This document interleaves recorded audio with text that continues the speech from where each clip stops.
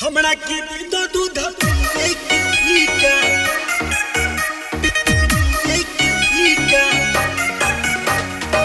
हमरा के दूध पीका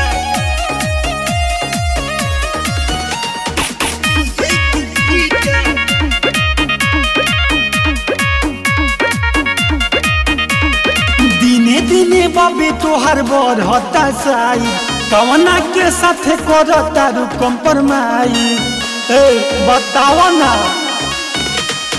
दिने दिने बाबी तोहर बढ़ता साई कवना के संगे करता रू कंप्रोमाइज। धोरी तोहर खाले भइले बा उठावा लागिल फीका हमरा के दे दो दूध पिए के ठीका दे दो ना एक करे जा गोरी हो दे दो दूध पिए के ठीका। Kamlesh recording studio Mohammadpur. हमरा के दूध पीका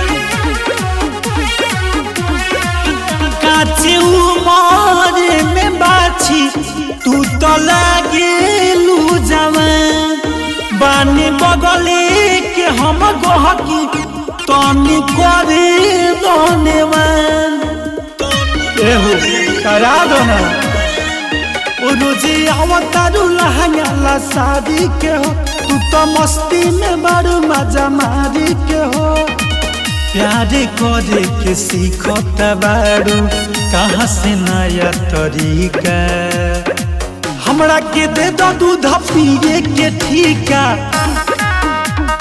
दे दो ना हमरा के दे दो दूध पिए के ठीका।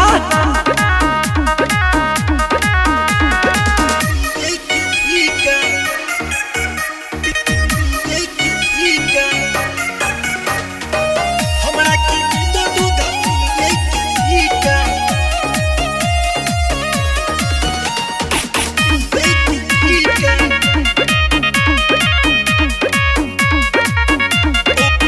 अभिनंदन से तू काहे साजा तारू हो डीजे कमलेश और चंदन के तू खातारू हो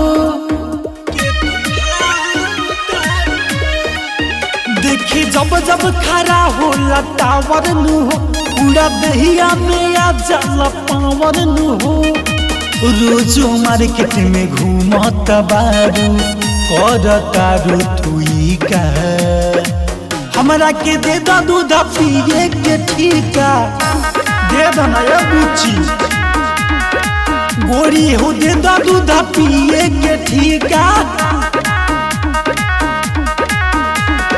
कमलेश रिकॉर्डिंग स्टूडियो मोहम्मदपुर।